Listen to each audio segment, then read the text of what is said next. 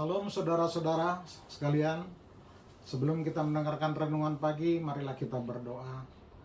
Terima kasih Tuhan untuk pagi hari yang indah ini. Tuhan telah bangunkan kami dengan penuh sukacita dan segar bugar dengan napas kehidupan baru. Tuhan, kami akan mendengarkan firman-Mu, berkati acara renungan pagi ini untuk kemuliaan nama Tuhan. Terima kasih Tuhan, terpujilah Tuhan kekal sampai selama-lamanya. Amin. Saudara-saudara, renungan pagi untuk tanggal 7 Januari 2023 ini diambil dari Hesekiel pasal 11 ayat 19. Demikianlah bunyinya, Aku akan memberikan mereka hati yang lain, roh yang baru di dalam batin mereka. Juga aku akan menjauhkan dari tubuh mereka hati yang keras dan memberikan mereka hati yang taat. Dan dalam bahasa Batak demikian dikatakan, jadi lehanoku matunasida rohasi sang ngujur jala suanotono kuma tondi naim baru tu bagasan ate-ate nasida. Jala paholango kuma roha batu sian daging nasida. Jala lehono kuma tu nasida roha sibuk. Demikian firman Tuhan. Sebagai perikop kita tentukan demikian janji tentang pembaharuan umatnya. Dalam nats ini Nabi Hesekiel menyatakan bahwa Tuhan akan memberikan hati dan roh yang baru bagi umatnya, agar dengan hati yang baru mereka dapat menjauhkan diri dan tubuh mereka yang keras dan hati mereka menjadi taat kepada Allah. Firman Tuhan kepada bangsa Israel melalui Nabi Hesekiel sesungguhnya bicara tentang janji pembaharuan bagi umatnya.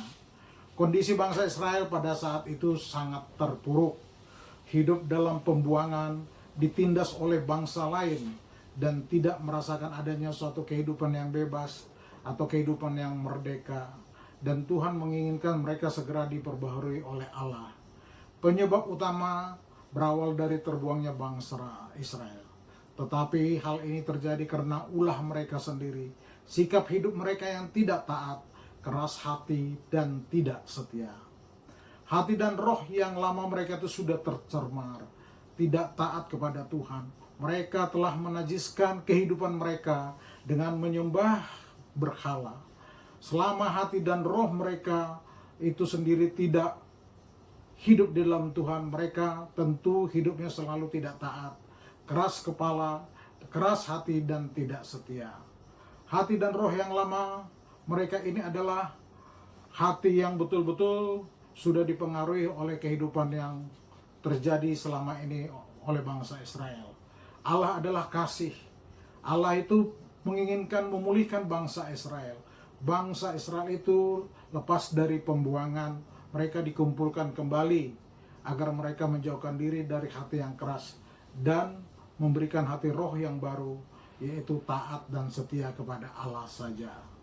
Pembaharuan atau perubahan itulah yang membuat bangsa Israel sesungguhnya menjadi umat yang baru dan taat dan meninggalkan kehidupan yang lamanya. Kita sering bicara tentang perubahan.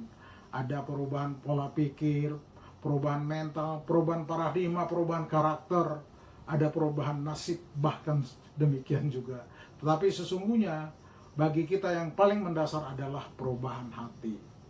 Perubahan hati itu adalah perubahan yang kita sebut dengan perubahan dari titik nol, yaitu kilometer nol, yaitu kita melibatkan Tuhan dalam setiap kehidupan kita, memberikan roh yang baru dan bahkan menerima Yesus lahir kembali sebagai hidup kita. Pembaruan di sini adalah terjadi sesuai dengan kehendak Allah, yaitu melakukan perubahan yang sesungguhnya. Walau wajah kita kelihatan lembut, tapi bila hati kita keras seperti batu karang, maka hal itu juga sia-sia karena kita tidak melibatkan Tuhan di dalam hati kita. Salah satu syarat untuk bisa kita lebah lembut yaitu melibatkan Tuhan di dalam kehidupan kita selalu. Tuhan akan memberikan hati kepada kita, hati dan roh yang lama diganti dengan hati roh yang baru. Begitu pentingnya hati tersebut. Apa sih hati itu? Menurut biologi, hati itu mempunyai peran dan fungsi yang sangat banyak. Ada bahkan lebih dari 500 fungsi. Bahkan di dalam berkomunikasi kita sehari-hari sering menggunakan kata hati Ya, kata hati.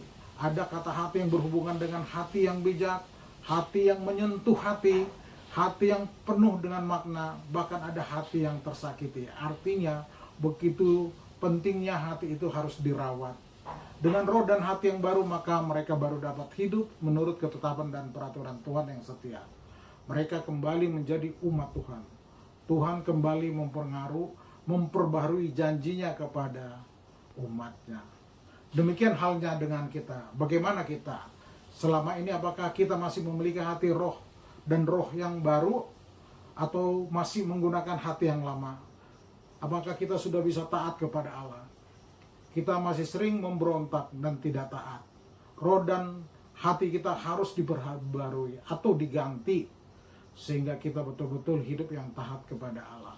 Puji Tuhan, melalui kematian Tuhan Yesus Kristus di kayu salib, setiap kita yang percaya kepada Yesus, Tuhan berikan roh dan hati yang baru.